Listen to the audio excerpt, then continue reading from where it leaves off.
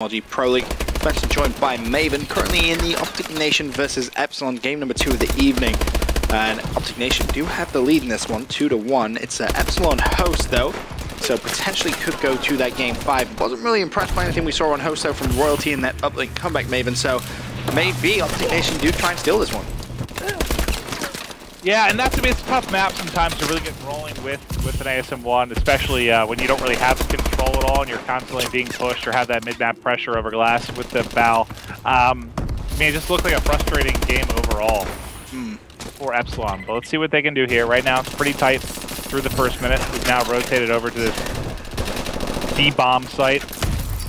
I was watching Ricky deal with a flood of grenades and stuns as he was trying to get set up here. I mean, if you are Epsilon, how do you kind of get that momentum back? Because you haven't won a game in the Pro League. You're now down 2-1. You just lost on host after winning off host game 1, which was kind of like so much confidence. How do you get back in that right mindset? I mean, maybe you've competed before. What's it like in those kind of situations? You competed 20 some odd years ago with with Abraham Lincoln on your team in Pocahontas. But no. I don't know. I don't know if it's something where you need a maybe need to bring in some sort of coach or team leader. I don't know. It's like I have to listen to their team comms again more. I know during relegation we got to listen a few times and it just seemed kind of oh my god frustrating. Were you on Royalty's perspective right there? Royalty. Is he doing crazy stuff again? No, he just got absolutely destroyed by Ambos. That was crazy. He's 13-6. Yeah, he's 13-6. He got destroyed. Well, that's that. All right. I guess he'll take it at that point. Bo's just turned around and just, well, did very naughty things to him. Well, but some of the, what I've seen, and that could be part of the problem too, whether it's online or whether maybe it's on Royalty. I mean, when I've been watching him, he's either been doing freakish stuff, like coming up with these crazy, all over the place plays, like just jumping, diving at people, using that 12 cents to his advantage. Or the senses kind of hurt him. It's been like a close range fight that should be an easy kill, and he's just all over the place. And it can just be a little bit costly, especially in something like S&D where every kill really, really matters. Right. Nagafen on the hard point. Optic Nation really caught my point, Ben. A little bit slow. Similar to Drift hard point. Someone's got to step it up. Really is a vocal in-game leader for them. I think turn it around now. If Royalty can keep slaying the way he is right now, he's got his 20th kill with 6 minutes 49 left. Could potentially be on for a Season 3 record if he continues at this pace, but we'll have to wait and see. Nation finally getting some time on the hardpoint now, but I mean, it's deja vu from map number 1, Maven. It really is. Optic Nation just kind of asleep the first couple of hardpoints. They have such a big deficit now to try and close. It's just so tough to do. Well, if I remember right, I mean, that's the reason I took Epsilon the first night of the Season 3 league. That's the reason I thought they'd do well in this league, is because at relegation they were a very good hardpoint team. And very good hardpoint teams have excelled throughout Advanced Warfare, and especially now with it being 2 different maps. I don't think they really lost hardpoints at all until they played ISO in the final. And you're seeing that here. I mean, it looks very strong in both the hardpoints as well. They just have to get together their other game modes, and I don't know what it is, like why. I mean, I guess I get why you would struggle in S&D versus a hardpoint.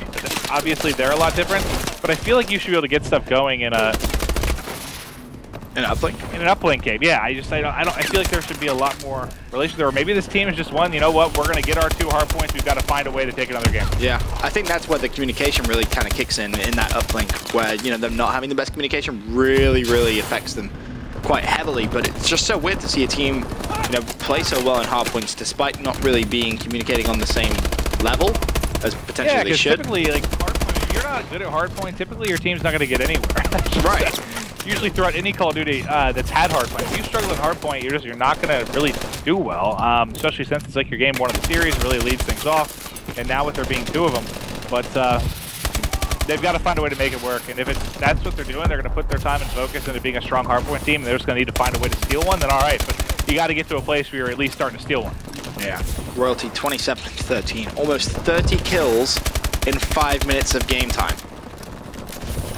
That is, yeah, that's absurd. That's just stupid. If he can continue like this, there's no way in hell Optic Nation wins this game. Well, it's maps like that where he can really fly and I think get in your face. He's doing it a lot better now. And he was I mean, I didn't blame him at all for the uplink game. There was just nothing he could do. I felt like he couldn't even really get into close range fights to deal with anything because they were just constantly getting pushed. It looked like a very frustrating game. But now you can see he's got things turned around in this one. Ricky, on your screens, he's going to fall on the hard point. And, you know, Bo's double negative, 12 and 24. Slow start from him. Miracle's 18 and 25. Not the best performance from him either. Royalty's going to be on the hard point, looking to pick up even more kills. 146 to 58. And honestly, this one could be nearly a 100-point lead after this hard point. Just people can't seem to kill Royalty. This is absurd. Yeah, he just got a kill with an ASM-1, basically at 100 yards. Just ripping somebody across the map there. They've now got a 90-point advantage. Let's see if they can keep it rolling. I'm going to go to Royalty through the respawn. I think he actually died almost immediately to Moch off of spawn.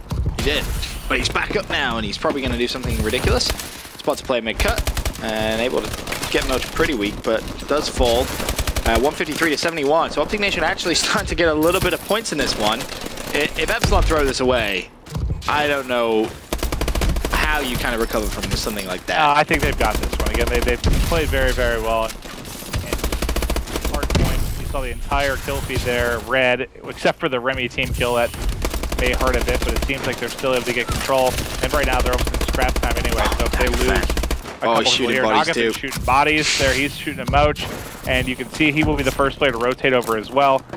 Who did I have highlighted? That was Swanee trying to deal with the rotators coming from Nation. But really the pressure going to be on August and Royalty to try and hold this off. And I think both die almost immediately, so Nation has a chance to put up some time here. Yeah, Swanee also dropped too, so Bo's going to have to go big hit as players from Epsilon are going to be pushing over towards the parking lot side.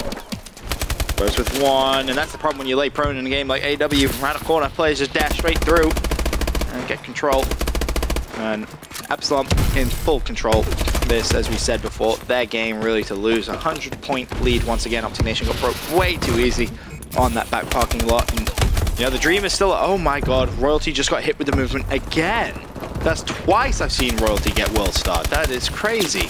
But as I was going to say... Wild to think about that when you're 38, 22, and 12 caps.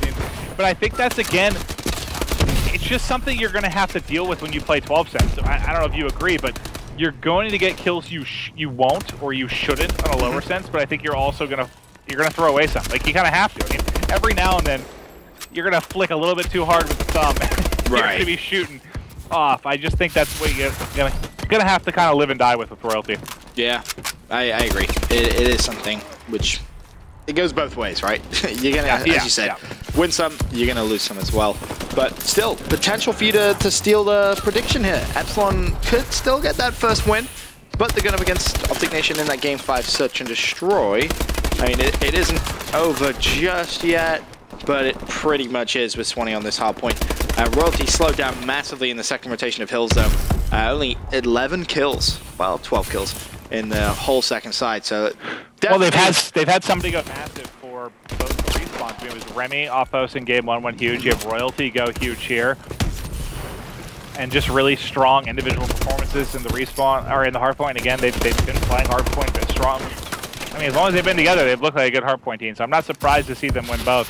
The question is, can they pull together a Game 5 S&D? It would be good. So far, they haven't. How many Game 5s have they played now? Would this be their third? I know they were up 2-0 and came back on. Yeah, that was against Elevate, I want to say. Yeah, I think this is going to be their third Game 5 out of 5 league matches. So, you got to think. They have to win one eventually, right? Can you steal one? What do you say? They have to win one eventually. Yeah, exactly. Eventually, you will take it.